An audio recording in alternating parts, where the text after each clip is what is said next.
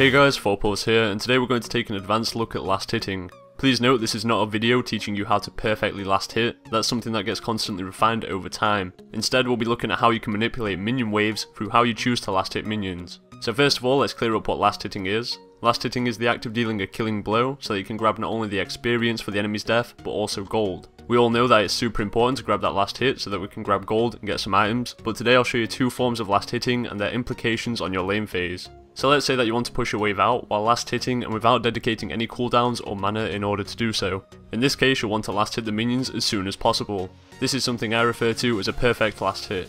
For an example of this, if you were to play Riven and have 100 attack damage, then you'll want to attack the minion as soon as it has 100 health. Obviously that didn't take armor into consideration, but the point is that as soon as you can kill the minion, then you should do so. When minions are alive, they're throwing out their own auto attacks, thus if you grab that perfect last hit, you're preventing additional damage onto your own minion wave. Thus your minions will stay alive longer and deal more damage, and your overall minion wave will bulk up. Your opponent will then be forced to either get pushed into their tower, or dedicate their own resources such as mana or a cooldown into trimming down the wave. This alone can open up favourable trades for you, something that I'll probably go into more depth in my next video. But essentially, if Renekton uses Cool the Meek to soften a minion wave, you can then abuse that cooldown and go in. Equally, another pro of building up these waves via perfect last hitting is minions do a truckload of damage, especially in the early game.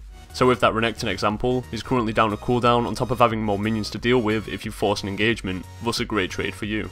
Next, if you want to bring the minion wave closer to your own tower, then you can also change up the way you last hit. Some examples of when you might want to do this is when your lane opponent can zone you, or your ward is timing out and you want to be near the safety of your own turret. Here you want to last hit the minions as late as possible. Slow CSing is the term I use for this method of last hitting. When you slow CS, you'll cause the exact opposite effect of perfect last hitting. Your opponent's minions will be staying alive for as long as possible, while dealing their most potential damage.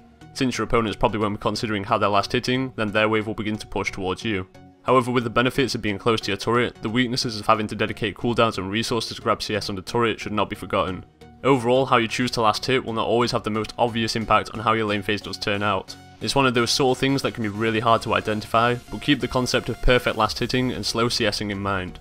If your jungler is clearing a buff, then aims to come top within a minute for a gank, then that gives you at least 2 minion waves to force your opponent to push further out. Equally, some champions in certain matchups want to play the lane phase in a specific area. If you're a ranged top laner against a melee top laner, then you might want to keep them under their tower so that you can poke them down and apply pressure.